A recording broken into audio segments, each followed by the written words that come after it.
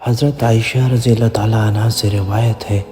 کہ انہوں نے عروہ سے فرمایا رضی اللہ تعالیٰ عنہ، میرے بھانجے، ہم اہل بیت اس طرح زندگی گزارا کرتے تھے کہ کبھی کبھی لگاتار 3 چاند دیکھ لیتے تھے، مطلب یہ کہ 3 مہینے گزر جاتے تھے اور حضور اکرم صلی اللہ علیہ وسلم کے گھروں میں چولہا گرم نہ ہوتا تھا۔ عروہ رضی اللہ تعالیٰ عنہ کہتے ہیں، میں نے عرض کیا کہ پھر آپ مطلق لوگوں کو کیا چیز زندہ رکھتی تھی؟ حضرت عائشہ رضی اللہ تعالیٰ عنہ نے جواب دیا، بس کھجور کے دانے اور پانی۔ البتہ رسول اکرم صلی اللہ علیہ وآلہ وسلم کے بعض انصاری پڑوسی تھے، ان کے ہاں سے دودھ دینے والے جانور تھے، تو وہ آپ صلی اللہ علیہ وسلم کے لیے بطور ہدیہ دودھ بھیج دیا کرتے تھے، اور اس میں سے آپ صلی اللہ علیہ وآلہ وسلم ہم کو بھی دے دیتے تھے۔